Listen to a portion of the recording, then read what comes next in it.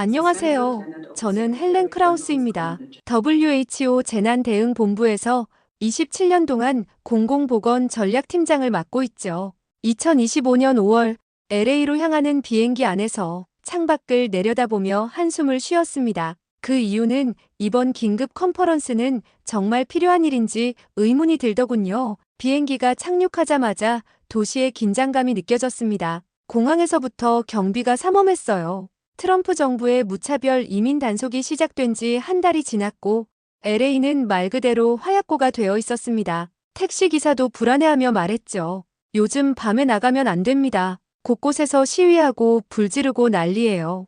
호텔로 가는 길에는 부서진 상점들과 낙서로 가득한 벽들이었습니다. 여기저기서 연기가 피어오르고 있었어요. 경찰차 사이렌 소리가 끊이지 않았죠. 이게 미국의 현실이구나 싶었습니다. 호텔 로비 텔레비전에서는 뉴스가 계속 나오고 있었어요. UCLA의 리드 교수가 인터뷰를 하고 있더군요. 그 사람 말이 참 인상적이었습니다. 다문화 공동체라는 것은 환상에 불과합니다. 위기가 오면 결국 각자 도생이죠. 특히 코리아타운 같은 곳은 가장 먼저 무너질 겁니다. 저는 고개를 끄덕였어요. 그 말이 맞다고 생각했거든요. 어린 시절부터 제가 봐온 현실이 그랬으니까요. 아버지는 한국 파견 군의관이었는데 그곳에서 과로로 돌아가셨습니다. 한국의 무리한 요구와 비효율적인 시스템 때문이었죠. 그때부터 저는 감정보다는 계약을, 관계보다는 데이터를 믿게 되었습니다. 방에 들어가서 창문을 열어보니 멀리서 시위대의 함성이 들렸어요. 아메리카 퍼스트를 외치는 소리와 노 저스티스 노 피스를 외치는 소리가 뒤섞여 있었습니다. 완전히 분열된 도시의 모습이었죠. 뉴스를 계속 봤습니다. 한인타운에서도 상점들이 문을 닫기 시작했다는 소식이 나왔어요. 주민들이 대피를 준비하고 있다고 했습니다. 역시 예상한 대로군요. 위기가 오면 공동체라는 것은 금세 무너지는 법이에요. 밤이 되자 상황은 더 심각해졌습니다. 호텔 직원이 와서 말했죠. 손님, 내일까지는 외출하지 마세요. 너무 위험합니다. 창밖으로 보니 곳곳에서 불길이 치솟고 있었어요. 사이렌 소리가 온 도시를 뒤덮고 있었습니다. 이게 바로 다문화 사회의 한계구나 싶었죠. 서로 다른 집단들이 위기 상황에서는 결국 적이 되는 겁니다. 저는 노트북을 켜고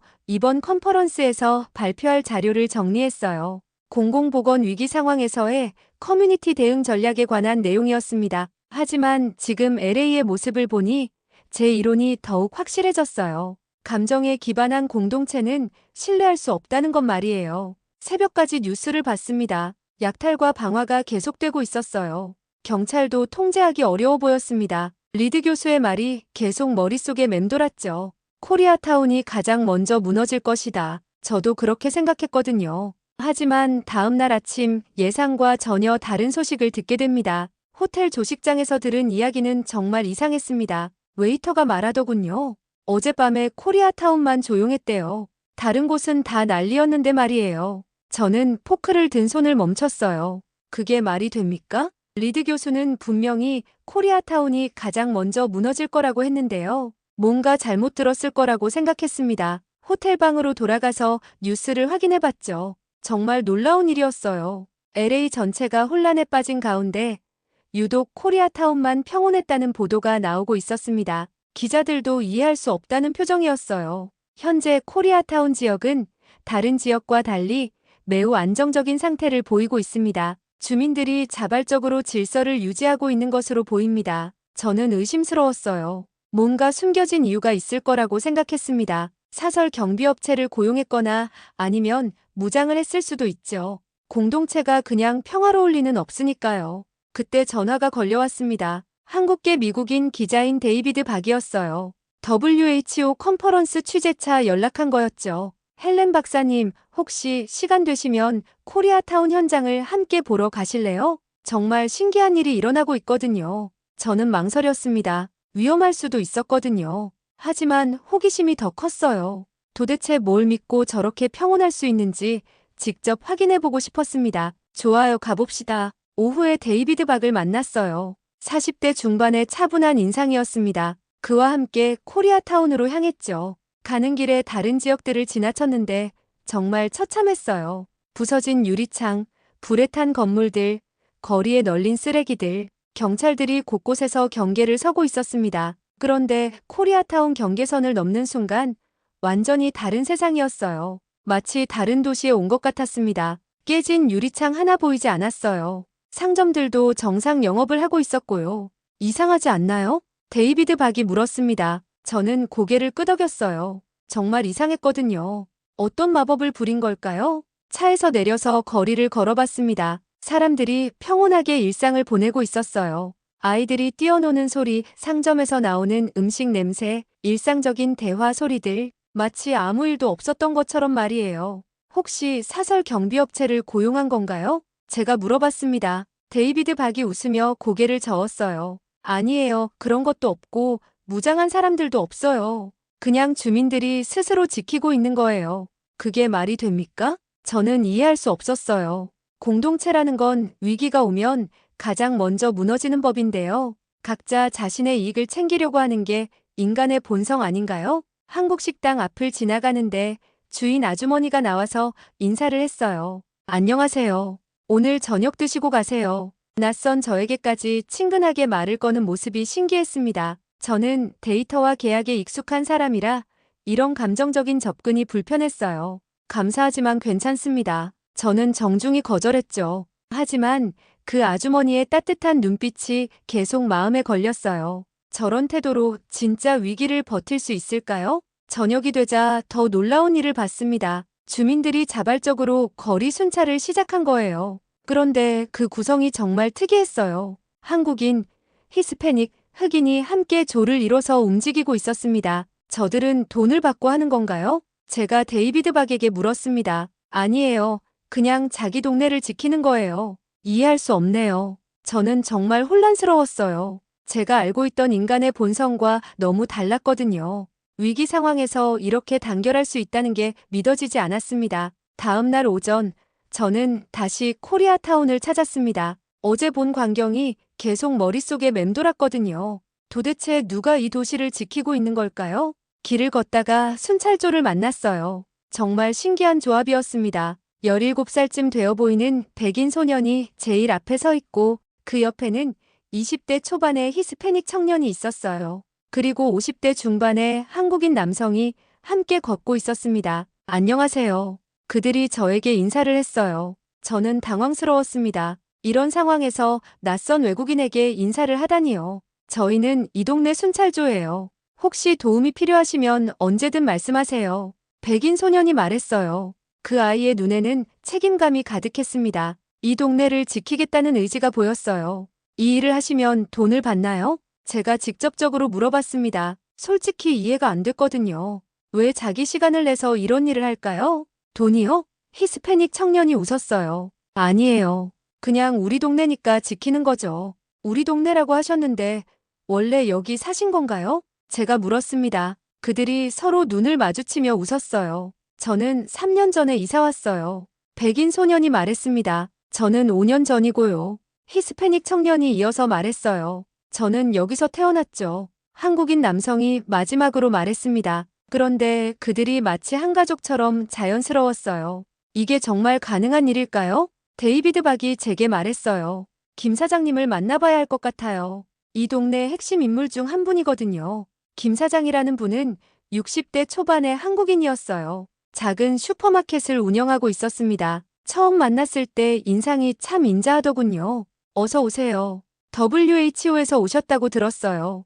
김 사장님이 반갑게 맞아주었습니다. 가게 안쪽에 앉아서 이야기를 나눴어요. 도대체 어떻게 이런 일이 가능한 건가요? 다른 지역은 모두 난리인데 여기만 평온하잖아요. 제가 직설적으로 물었습니다. 김 사장님이 잠시 생각하더니 말했어요. 특별한 비법은 없어요. 그냥 서로 돌봐주는 거죠. 서로 돌봐준다는 게 무슨 뜻입니까? 예를 들어 미겔이라는 친구가 있어요. 지금은 제 가게에서 일하는데 처음 만났을 때는 절도범이었어요. 저는 놀랐어요. 절도범을 고용한다고요? 15살 때였는데 제 가게에서 물건을 훔치다가 걸렸어요. 그런데 그 아이 사정을 들어보니 정말 딱했어요. 가족이 굶고 있었거든요. 김 사장님의 표정이 부드러워졌어요. 그래서 경찰에 신고하는 대신 일자리를 줬어요. 지금은 이 동네에서 가장 믿을 만한 사람 중 한 명이죠. 저는 이해할 수 없었어요. 계약도 없이 보증도 없이 어떻게 그런 결정을 할 수 있을까요? 위험하지 않았나요? 배신당할 수도 있었잖아요. 그럴 수도 있었죠. 하지만 믿어보고 싶었어요. 사람은 누구나 기회만 주면 변할 수 있다고 생각하거든요. 그때 가게 문이 열리면서 한 청년이 들어왔어요. 20대 후반의 히스패닉 남성이었습니다. 김 사장님, 오늘도 수고하셨어요.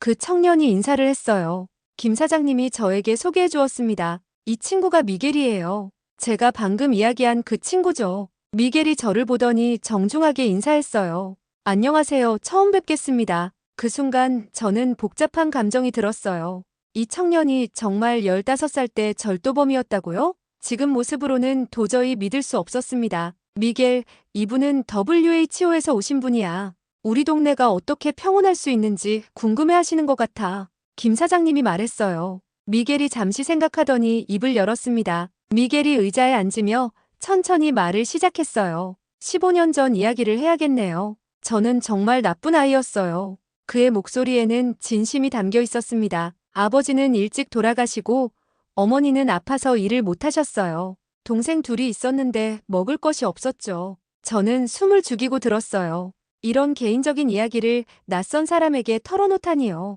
그래서 훔치기 시작했어요. 다른 가게들에서도 많이 훔쳤죠. 그런데 김 사장님 가게에서 걸렸어요. 미겔이 김 사장을 바라봤어요. 그 눈빛에는 깊은 감사가 담겨 있었습니다. 다른 사장들은 다 경찰에 신고했어요. 당연한 일이죠. 그런데 김 사장님은 달랐어요. 그때 뭐라고 하셨나요? 제가 궁금해서 물었습니다. 왜 훔치냐고 물어보셨어요. 화를 내지 않고 그냥 물어보신 거죠. 그래서 사실대로 말했어요. 가족이 굶고 있다고요. 김 사장님이 웃으며 끼어들었어요. 그 아이가 울면서 이야기하는 걸 보니까 마음이 아프더라고요. 그래서 일자리를 줬죠. 바로 믿으셨어요? 제가 놀라서 물었습니다. 저라면 절대 그렇게 하지 못했을 거예요. 믿는다기보다는 기회를 준 거죠. 사람은 환경이 바뀌면 달라질 수 있다고 생각했어요. 미겔이 다시 말을 이어갔어요. 처음에는 정말 고마웠어요. 하지만 동시에 무서웠죠. 언제 해고당할지 모르니까요. 그래서 어떻게 하셨어요? 정말 열심히 일했어요. 새벽부터 밤까지요. 김 사장님께 실망드리고 싶지 않았거든요. 그런데 저는 여전히 이해가 안 됐어요. 감정적인 동정심만으로 이런 결정을 할 수 있을까요? 하지만 위험하지 않았나요? 다시 훔칠 수도 있었잖아요. 제가 냉정하게 말했습니다. 미겔이 쓴웃음을 지었어요. 맞아요. 처음 몇 달은 유혹이 컸어요. 돈이 가까이 있으니까요. 그럼 왜 안 그랬어요? 김 사장님이 저를 믿어주셨으니까요. 그 믿음을 배신할 수는 없었어요. 저는 답답했어요. 이런 감정적인 관계로 어떻게 사업을 할 수 있을까요? 그런 식으로 하면 손해보지 않나요? 김 사장님이 고개를 저었어요. 손해요? 미겔이 지금까지 저 대신 일을 얼마나 많이 해줬는데요. 계산해보면 오히려 이득이에요. 미겔이 부끄러운 듯 웃었어요. 지난 10년 동안 이 가게를 지켜왔어요. 김 사장님이 병원에 가실 때도 고향에 다녀오실 때도 제가 다 맡아서 했죠. 정말요? 제가 놀라서 물었습니다. 네. 이제는 제 가게나 다름없어요. 아니, 이젠 집이죠. 미겔의 말에서 진심이 느껴졌어요. 하지만 저는 여전히 냉소적이었습니다. 그래도 고용계약서 같은 건 있죠? 김 사장과 미겔이 서로 바라보며 웃었어요. 계약서요? 그런 건 없어요. 없다고요? 저는 충격을 받았어요. 어떻게 계약서 없이 일을 할 수 있을까요? 우리 사이에 계약서가 무슨 소용이에요? 서로 믿고 있는데요. 미겔이 말했어요. 그럼 언제든 그만둘 수 있다는 얘기네요? 물론이죠. 하지만 왜 그만둬요?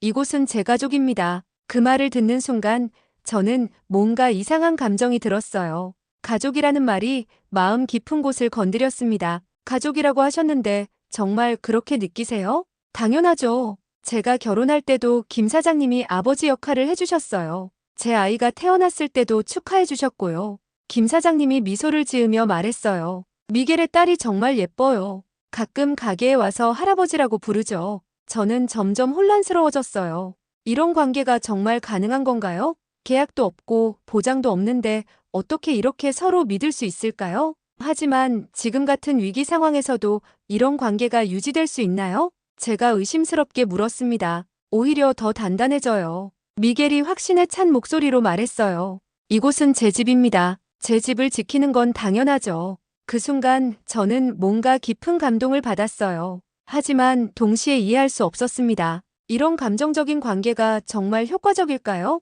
김 사장님의 가게를 나온 후 데이비드 박이 저를 다른 곳으로 안내했어요. 박 사장님도 만나봐야 할 것 같아요. 세탁소를 운영하시는 분인데 이 동네의 또 다른 핵심 인물이에요. 걸어가면서 데이비드 박이 설명해 주었습니다. 박 사장님은 동네 농구팀을 후원하세요. 히스패닉 아이들, 흑인 아이들 가릴 것 없이 다 챙겨주시죠. 농구팀이요? 저는 의아했어요. 세탁소 사장이 왜 농구팀을 후원할까요? 네. 아이들이 방과 후에 갈 곳이 없으면 문제가 되거든요. 그래서 안전한 공간을 만들어주신 거예요. 세탁소에 도착했을 때 마침 박 사장님이 밖으로 나오고 있었어요.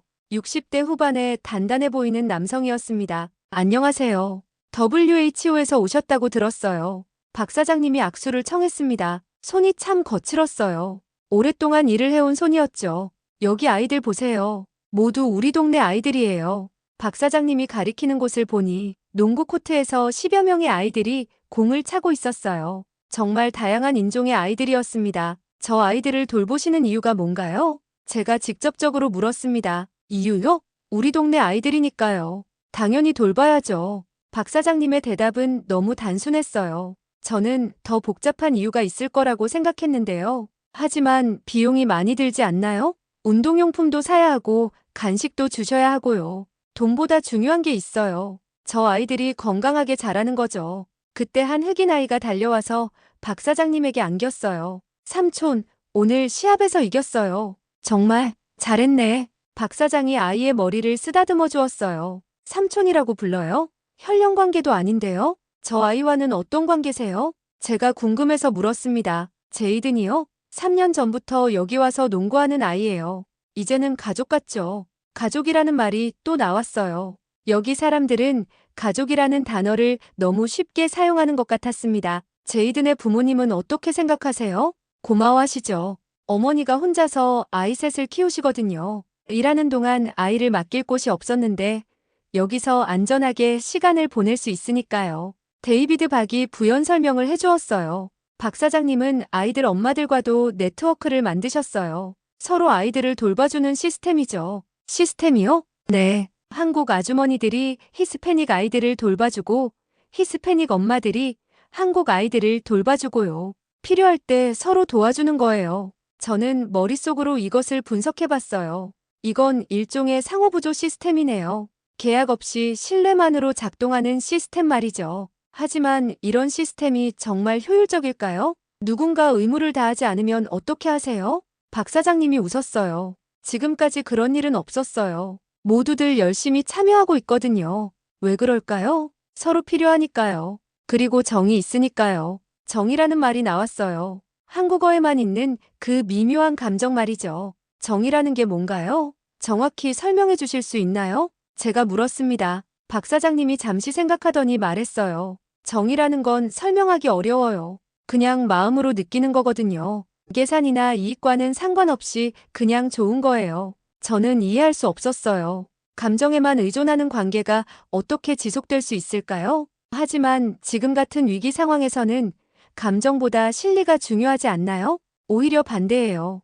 위기일 때 정이 더 중요해져요. 서로 믿고 의지할 수 있는 사람이 있어야 버틸 수 있거든요. 그때 제이든이 다시 뛰어와서 말했어요. 삼촌, 우리 집 근처에 이상한 사람들이 왔다가 갔어요. 뭔가 훔치려는 것 같았는데요. 박 사장님의 표정이 진지해졌어요. 그래? 언제? 1시간 전쯤이요. 다른 삼촌들이 와서 쫓아냈어요. 저는 궁금했어요.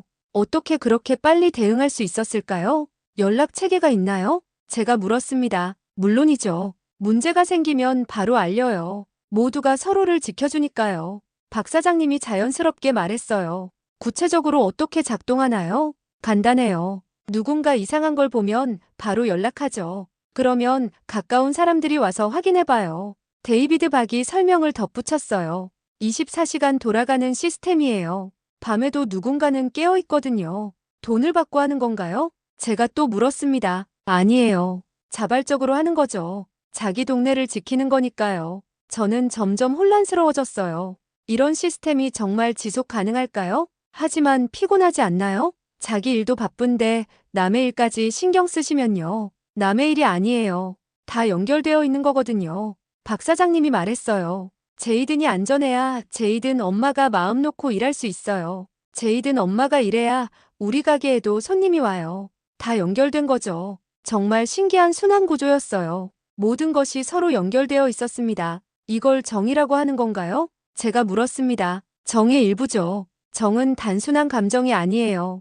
우리가 하나라는 믿음이에요. 박 사장님의 말에서 깊은 철학이 느껴졌어요. 하지만 저는 여전히 의구심을 감출 수 없었습니다. 저녁이 되자 데이비드 박이 저를 한국 식당으로 데려갔어요. 사장 할머니가 나와서 반갑게 맞아주셨습니다. 어서 와요. 먼 곳에서 오셨네요. 식당 안에는 여러 테이블에 다양한 사람들이 앉아 있었어요. 한국인만 있는 게 아니라 히스패닉, 흑인, 백인까지 함께 식사하고 있었습니다. 이 식당은 언제부터 운영하신 건가요? 제가 할머니께 물었습니다. 33년 됐어요. 1992년 폭동 직후에 시작했죠. 1992년 LA 폭동이라고요? 저도 그 사건은 알고 있었어요. 한국인들이 큰 피해를 입었던 사건 말이죠. 그때 참 힘들었어요.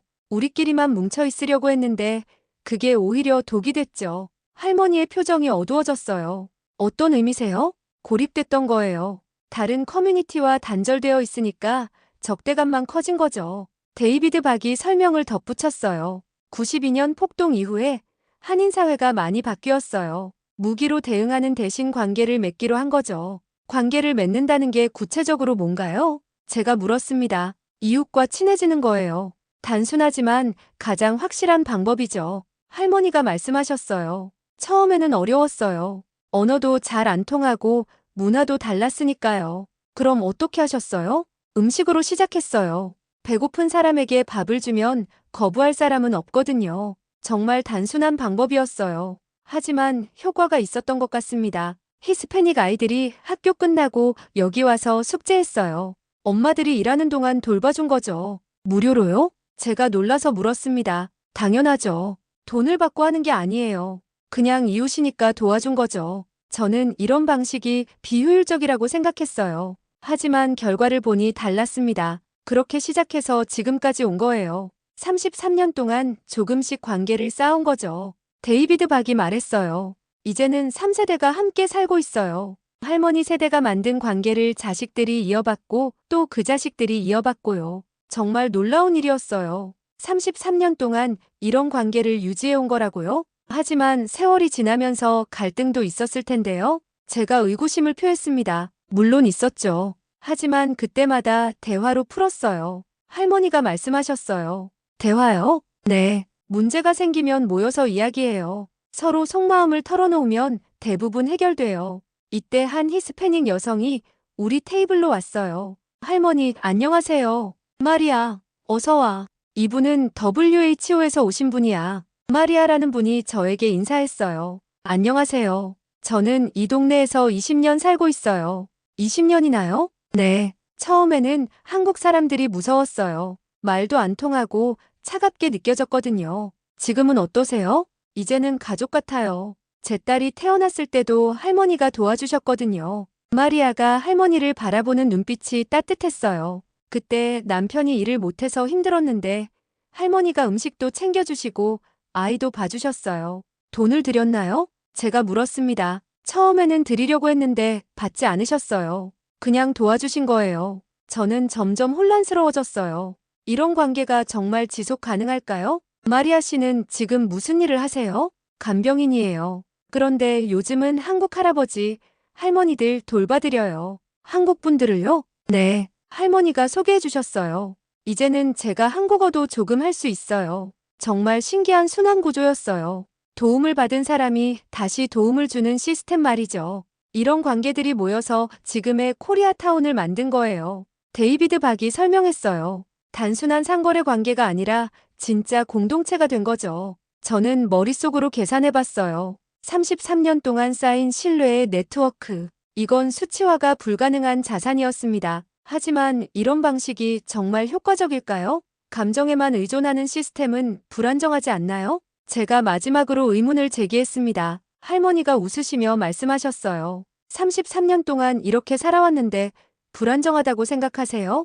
WHO 컨퍼런스 당일이 되었습니다. 저는 호텔방에서 발표 원고를 다시 한번 점검했어요. 원래 준비했던 내용은 위기 상황에서의 공동체 붕괴와 개인 중심 대응 전략이었습니다. 하지만 지난 며칠 동안 본 것들이 계속 머릿속에 맴돌았어요. 미겔의 이야기, 김 사장의 신뢰, 박 사장의 아이들, 할머니의 33년. 이 모든 것들이 제 이론과 맞지 않았습니다. 컨퍼런스장에 도착했을 때 리드 교수가 먼저 발표를 하고 있었어요. 공동체라는 것은 결국 환상입니다. 위기가 오면 개인의 이익이 우선시되고 감정적 유대는 쉽게 무너집니다. 청중들이 고개를 끄덕이고 있었어요. 저도 며칠 전까지는 같은 생각이었죠. 특히 LA의 코리아타운 같은 경우를 보세요. 이번 위기에서 가장 먼저 무너질 것이라고 예측했는데 실제로도 그렇게 될 것입니다. 저는 깜짝 놀랐어요. 리드 교수는 아직 현실을 모르고 있었습니다.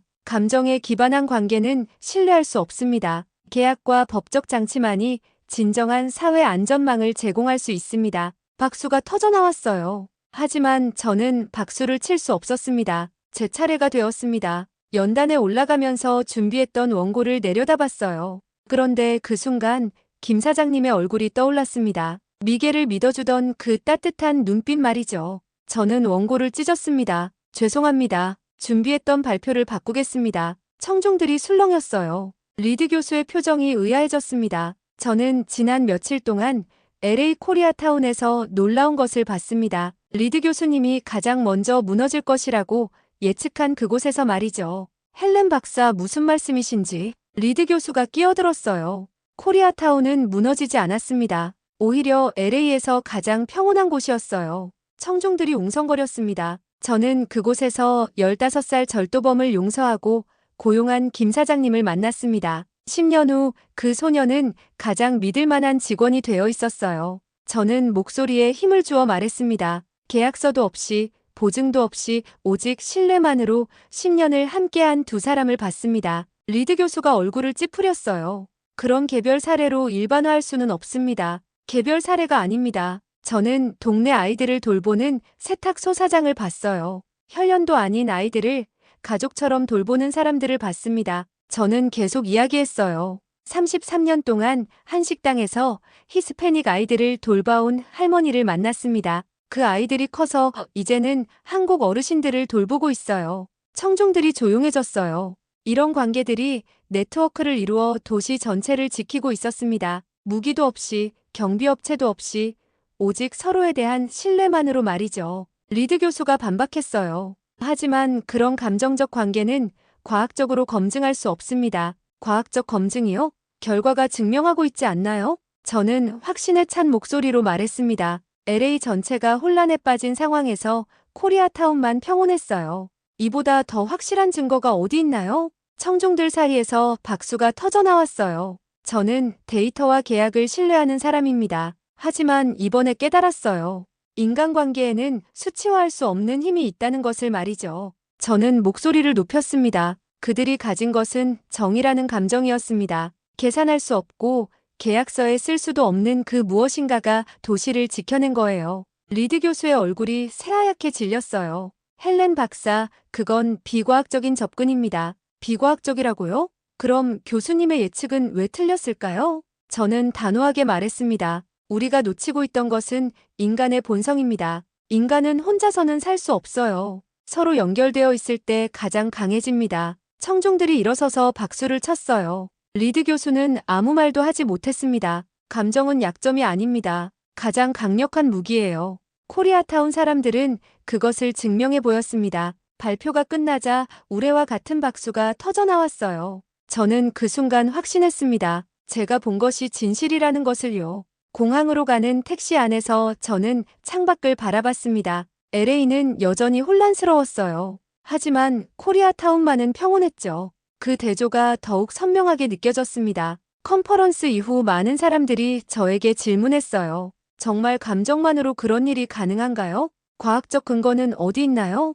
저는 그때마다 같은 대답을 했습니다. 직접 보세요. 그러면 이해할 수 있을 거예요. 하지만 정작 저 자신도 아직 완전히 이해했다고 할 수는 없었어요. 며칠 전까지만 해도 저는 계약과 데이터만 믿는 사람이었거든요. 비행기에 탑승하면서 김 사장님이 해준 마지막 말이 떠올랐습니다. 헬렌 박사님도 언젠가는 이해하실 거예요. 정이 무엇인지 말이에요. 그때는 무슨 뜻인지 몰랐는데 지금은 조금 알 것 같았어요. 창가 자리에 앉아서 LA가 멀어지는 것을 봤습니다. 저 아래 어딘가에 미겔이 김 사장의 가게를 지키고 있을 거예요. 박 사장은 아이들과 농구를 하고 있겠죠. 할머니는 또 다른 이웃을 위해 음식을 준비하고 있을 것입니다. 33년 전 1992년 폭동 이후에 한국인들이 내린 결정이 참 현명했다는 생각이 들었어요. 무기 대신 관계를 선택한 것, 고립 대신 연대를 선택한 것, 그 선택이 지금의 결과를 만들어낸 거죠.